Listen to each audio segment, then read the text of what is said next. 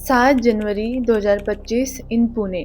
WNS global services नाम की इस BPO कंपनी के पार्किंग लॉट में उस शाम कुछ ऐसा होने वाला था जिसका अंदाजा वहां से गुजर रहे लोगों को तो क्या, खुद वहां मौजूद लोगों को भी नहीं पता था। शाम का वक्त, भीड़ अपनी पीक पर थी। डे शिफ्ट खत्म हो चुकी थी। लोग थके कदमों से घर की ओर बढ़ रहे थे और नाइट शिफ्ट वाले उसी रफ्तार में ऑफिस की तरफ आ रहे थे। हर तरफ हलचल थी, गाड़ियों की आवाजें, लोगों की बातचीत, सब कुछ बिल्कुल नॉर्मल लग रहा था। लेकिन इसी नॉर्मल के बीच कुछ ऐसा सीन रिकॉर्ड होने वाला था जो बाद में सब कुछ बदल देगा। इस ऑफिस बिल्डिंग के पार्किंग लॉट में रिकॉर्ड हुए इस फुटेज की एक इमेज को अगर आप पहली नजर में देखें तो शायद आपको लगे कि यहाँ पर कोई नुक्कड़ नाटक चल रहा हो, क्योंकि यहाँ पर लोगों की भीड़ जमा है। ऐसा लग रहा है जैसे सब लोग कुछ देखने के लिए रुके हुए हैं, पर असलियत ये कोई नाटक नहीं था। यहाँ पर एक जुर्म हुआ था और ये तस्वीर उस जुर्म की चश्मदीद गवाह थी। तस्वीर में व्हाइट टी शर्ट पहने जो शख्स दिख रहा है वो है कृष्णा सत्यनारायण, और जमीन पर बैठी ये ब्लैक टॉप वाली दर्द में चीखती हुई लड़की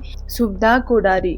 शुभदा दर्द से चिल्ला रही थी क्योंकि कृष्णा ने अपने हाथ में पकड़े हुए उस धारदार चीज से उस पर कई बार वार किए थे। खून तेजी से बह रहा था और हमला करने के बाद भी कृष्णा वहीं पर उसी के आसपास हथियार लिए टहल रहा था। बट सबसे चौंका देने वाली बात यहाँ पर ये थी कि ये सारी चीजें एक भीड़ भाड़ वाले इलाके पर हो रही थी और लोग इसे रोकने के बजाय इसकी वीडियोस बना रहे थे।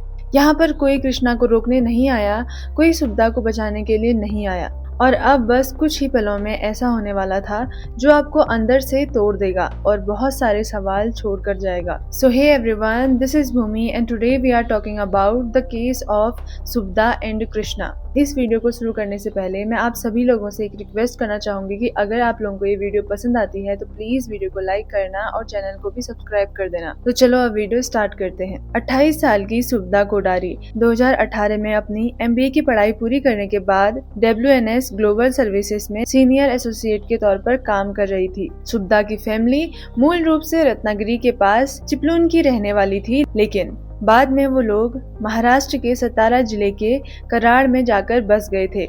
उसके पिता की कराड़ में एक इलेक्ट्रिक शॉप थी। क्योंकि शुभदा की जॉब पुणे में थी, इसीलिए वो पुणे के कात्रज इलाके में रेंट पर रहती थी और उसी कंपनी में काम करता था 30 साल का कृष्णा सत्यनारायण, जो शिवाजी नगर का रहने वाला था। वो जूनियर अकाउंटेंट के तौर पर कंपनी में जुड़ा था और यहीं से उसकी और शुभदा की पहचान शुरू हुई, जो धीरे धीरे दोस्ती में बदल गई। कुछ महीनों बाद कृष्णा वो कंपनी छोड़ देता है, लेकिन लगभग 1 साल बाद वो फिर से उसी कंपनी में सीनियर अकाउंटेंट बनकर वापस आया। पूरी कंपनी में अगर कृष्णा किसी के सबसे ज्यादा करीब था तो वो थी शुभदा। और ऐसे ही एक दिन शुभदा बहुत ही परेशान हालत में कृष्णा के पास जाती है और वो कृष्णा को बताती है कि उसके पिता को हाई ब्लड शुगर की बीमारी है। हालत बहुत ही ज्यादा गंभीर है और डॉक्टर ने ऑपरेशन के लिए कहा है, लेकिन उसके पास इतने पैसे नहीं है कि वो जाकर उनका ऑपरेशन करवा सके। यही बात कहकर शुभदा ने कृष्णा से 25,000 रुपए उधार ले लिए, लेकिन ये उधारी यहीं पर खत्म नहीं होती है। बीते अगले कुछ महीनों में शुभदा कभी 25,000, कभी 50,000 और ऐसे ही कृष्णा से रुपये लेते रही और हर बार वजह यही होती कि उसके पिता की तबीयत खराब है और उनके इलाज के लिए पैसे चाहिए। और यही बात बार बार कहकर शुभदा ने अब कृष्णा से बहुत ही ज्यादा पैसे ले लिए थे। कृष्णा अपनी इस दोस्ती पर आंख मूंद कर भरोसा किए हुए बैठा था और वो उससे बिना कुछ सवाल किए अपनी सेविंग से उसे पैसे दिए जा रहा था और धीरे धीरे ये रकम बढ़ते बढ़ते लाखों तक पहुंच गई। अब आप जरा सोचिए कि शुभदा ने कितने बार उससे पैसे मांगे होंगे और कृष्णा ने बिना कुछ सोचे उसे दे भी दिए। कृष्णा को ऑप्थेल्मिक डिसऑर्डर था, जिसकी वजह से उसकी एक आंख में दिक्कत थी और हर 2-3 साल में उसे मेडिकल प्रोसीजर से गुजरना पड़ता था और जून 2024 में उसी आई सर्जरी की ड्यू थी। इसीलिए अब वो शुभदा से अपने पैसे वापस मांगता है। लेकिन यहाँ पर कहानी ने वो मोड़ लिया जो अक्सर ऐसे केसों में देखने को मिलता है, दिलासा, वादा और आश्वासन। शुभदा कृष्णा से थोड़ा बहुत वक्त मांगती है और वो उससे वादा करती है कि वो जल्दी ही उसके सारे पैसे लौटा देगी। कृष्णा भी उस पर विश्वास कर लेता है और ऐसे ही दिन गुजरते गए, लेकिन शुभदा के व्यवहार से कहीं भी ऐसा नहीं लग रहा था कि वो कृष्णा के पैसे को लौटाने को लेकर सीरियस थी। ऑफिस में तो उसका व्यवहार एकदम नॉर्मल रहता, लेकिन जैसे ही कृष्णा वो पैसों की बात करता तो उसके हाव भाव भी बदल जाते। वो कभी अपने पापा की दवा और कभी मेडिकल इमरजेंसी का हवाला देकर उस बात को टाल देती और यहाँ पर अभी कृष्णा के पास भी कोई ऑप्शन नहीं था। रकम बहुत ज्यादा बड़ी थी, वो बस यहाँ पर इंतजार कर सकता था। लेकिन धीरे धीरे उसे शक होने लगा कि कहीं ये सब कोई बहाने तो नहीं है। तो वो सच जानने के लिए खुद ही सुविधा के पिता से मिलने पहुंच गया और वहीं उसे वो सच्चाई पता चली जिसकी उसे उम्मीद कभी भी नहीं थी।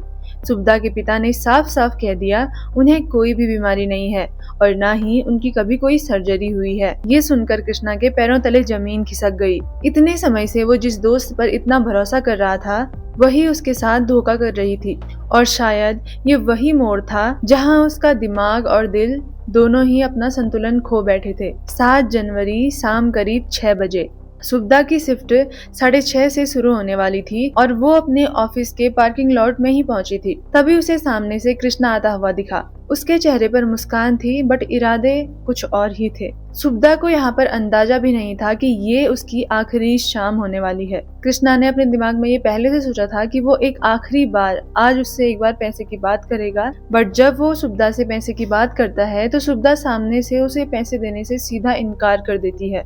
और यही वो समय था जहाँ पर कृष्णा का गुस्सा फट पड़ा और उसने अपने साथ लाया हुआ क्लीवर यानी कि एक बड़ा धारदार चाकू निकाला और सीधे सुविधा के राइट हैंड के एल्बो पर कई वार कर दिए। सुविधा दर्द से वहीं जमीन पर गिर गई। उसके चारों तरफ लोग खड़े थे लेकिन उसे बचाने के लिए कोई भी नहीं आया। वो किसी तरह अपना फोन निकालकर अपने पिता को कॉल करती है और उस पर हुए इस हमले के बारे में बताने की कोशिश करती है। तभी कृष्णा उसके हाथ से फोन छीन लेता है और कॉल पर उसके पिता से कहता है कि अब आप मेरे पैसे वापस करो। इतना कहकर वो चाकू को जमीन पर फेंक देता है और जैसे ही हथियार जमीन पर गिरता है भीड़ अचानक से बहादुर बन जाती है और लोग आगे आते हैं, उसे पकड़ते हैं, मारते हैं और पुलिस के हवाले कर देते हैं। लेकिन तब तक बहुत ज्यादा देर हो चुकी थी। तेज धारदार हथियार से हुए हमले में सुविधा के हाथों की कई नसें बुरी तरह से डैमेज हो चुकी थी और सबसे बड़ी बात उसे लो ब्लड शुगर की समस्या थी। जब तक उसे अस्पताल पहुंचाया गया तब तक काफी खून बह चुका था। डॉक्टर अपनी पूरी कोशिश करते हैं लेकिन एक्सेसिव ब्लीडिंग की वजह से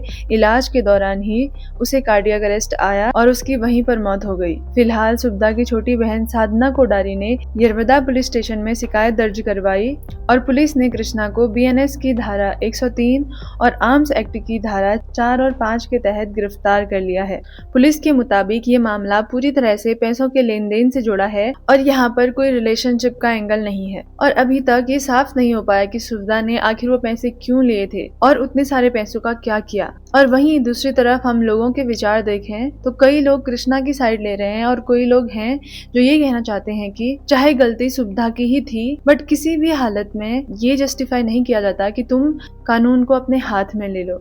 लेकिन अगर इस पूरे केस को एक लाइन में समझना हो तो ये सिर्फ एक क्राइम स्टोरी नहीं है, ये उन छोटी छोटी गलतियों का नतीजा है जो समय रहते रोकी जा सकती थी लेकिन किसी ने रोकने की कोशिश नहीं की। कृष्णा को जहां रुक जाना चाहिए था वहां वो पैसे देते रहा और सुविधा को जहां सच बोल देना चाहिए था बट उसने झूठ को आगे बढ़ाया, वो भी बार बार। दोनों ने गलतियां की लेकिन आखिर में जो हुआ वो किसी भी हालत में सही नहीं ठहराया जा सकता है। गुस्सा जब हद पार कर देता है तो इंसान सोचता नहीं है, वो सिर्फ रिएक्ट करता है और उस एक पल के रिएक्शन के लिए उसे जिंदगी भर रिग्रेट करना पड़ता है। 25 लाख एक बहुत बड़ी रकम है लेकिन एक इंसान की जान से बड़ी कभी नहीं हो सकती।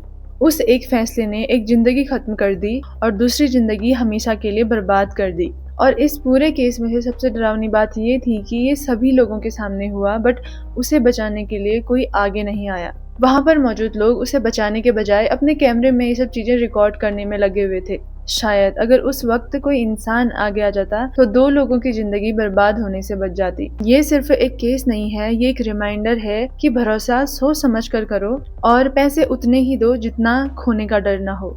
और सबसे जरूरी बात, गुस्से में लिया गया फैसला हमेशा पछतावा बनकर लौटता है। तो आज की ये वीडियो हम यहीं पर खत्म करते हैं। अगर आप लोगों को वीडियो पसंद आई तो वीडियो को लाइक करना और चैनल को भी सब्सक्राइब कर देना। Thank you.